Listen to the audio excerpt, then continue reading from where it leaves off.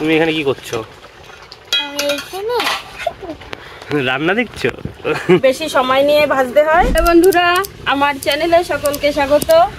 তো আজকে আমি চিকেন পকোড়া করব। তো তার জন্য আমার কি কি লাগবে সেটা আমি দেখাচ্ছি। এটাকে আমি প্রথমে ম্যারিনেট করব।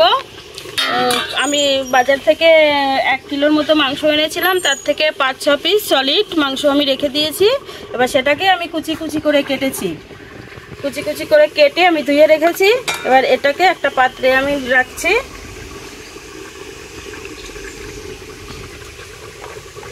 এবার এতে দিতে হবে 4টে পেঁয়াজ কুচিয়ে রেখেছি, সেই পেঁয়াজ কুচি, কাঁচা লঙ্কা কুচি, একটু রসুন বাটা, একটু আদা বাটা আর কয়েকটা গোলমরিচের গুঁড়া। তারপরে দেব একটু শুকনো লঙ্কার গুঁড়ো, অল্প করে একটু কালারের জন্য। আর দেব হচ্ছে জিরের গুঁড়া, হাফ টিস্পুন, চাট মশলা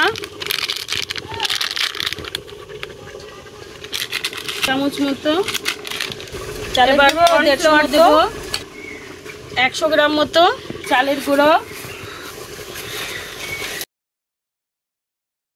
এবার দেব ধনের গুঁড়ো 1 চামচ, গরম মশলা সামান্য একটু গুঁড়ো, একটা ডিম দেব। এবার হলুদ গুঁড়ো আর স্বাদ মতো নুন দেব। এবার এটাকে একটু জল দিয়ে মেখে নিতে হবে। হাত দিয়ে ভালো করে মাখতে হবে। খুব গরম পড়েছে, তাই গামছা ভিজিয়ে গায়ে রাখতে হয়েছে ঘাম মোছার জন্য। এটা ম্যারিনেট করে প্রায় আধা ঘন্টার মতো ডিপ ফ্রিজে রেখে পরে এই পকোড়াটা ভাজলে খুব সুন্দর হয়। অল্প অল্প করে জল দিয়ে দিই। বেশি নরম করা যাবে না, একটু শক্ত শক্ত রাখতে হবে, তাহলে পকোড়াটা খুব ভালো করকরে হবে।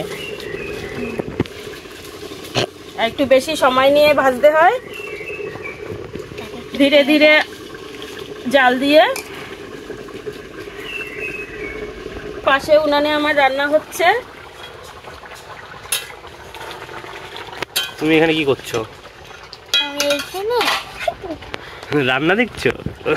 তাহলে গোটাতে গোজাতে এসছো? ওটা কি করছো? পাশে আমার সোনা মা রয়েছে।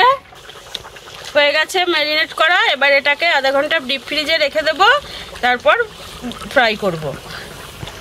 তো এইভাবে থাকবে। আধা ঘন্টা ডিপ ফ্রিজে রাখার পর এবার আমি নিয়ে এসেছি। এবার এটাকে তেলের উপর দিতে হবে। তো আমি কড়াইতে আগে থেকে তেল দিয়ে দিয়েছি, কড়াই গরম হয়ে গেছে। এবার আমি এর মধ্যে ছোট ছোট করে কেটে কেটে দেব। এক এক টুকরো মাংস এইভাবে তেলের মধ্যে দিতে হবে।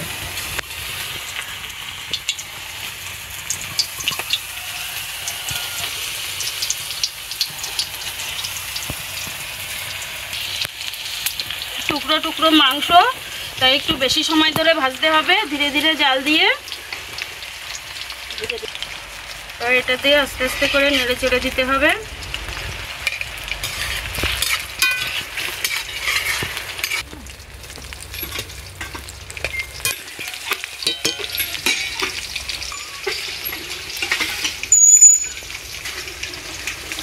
পকোড়াটা হয়ে এসছে, লালচে লালচে হয়ে গেছে।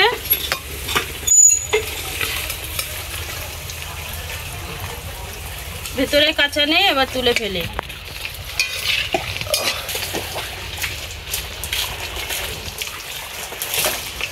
এবার তুলে দিচ্ছি।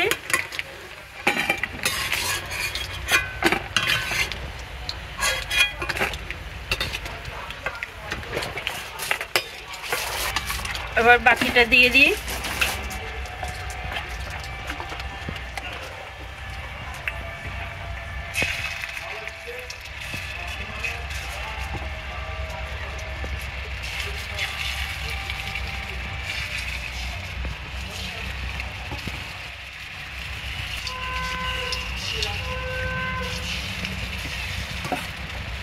আমাদের চিকেন পকোড়া।